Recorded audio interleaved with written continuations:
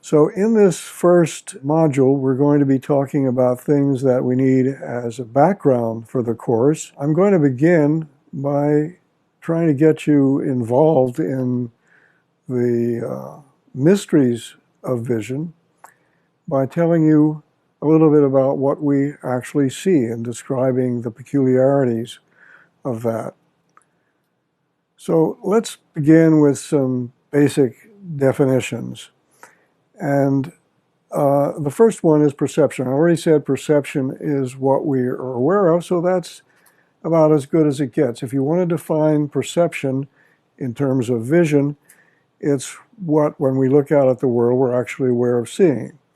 And you might ask, well, what about when you're not focused on that and you're seeing stuff, but you're not really aware of it? Yeah, that's true. The same kinds of mechanisms and strategies apply, but basically when we're talking about perception, we're talking about what we see, and generally speaking, we're aware of what we see, or at least we can be.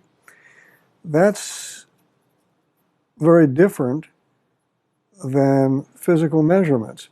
So you can make physical measurements of the world that's out there with instruments. They can be simple, they can be complex. You can use a ruler, a protractor, something like the photometers that are in your smartphones, or much more complicated instruments, but basically these are physical measurements that physicists and vision scientists have been making for a long, long time.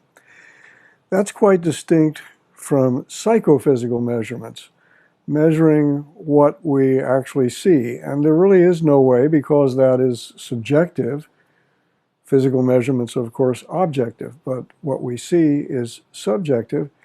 There's no real way of measuring that in the same sense, but nonetheless, it can be made with measurements that are comparative measurements.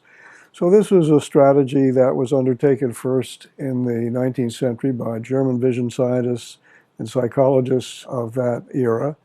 And basically, you can understand what you're seeing and measure it in a very good way, but not in the same objective way that we measure angles and line lengths and so on. You can do that by making comparative measurements. You take a standard stimulus and you ask somebody to adjust another stimulus until the two match, and in those kinds of ways, and there are different ways of doing that, we'll talk about some of them as we go on.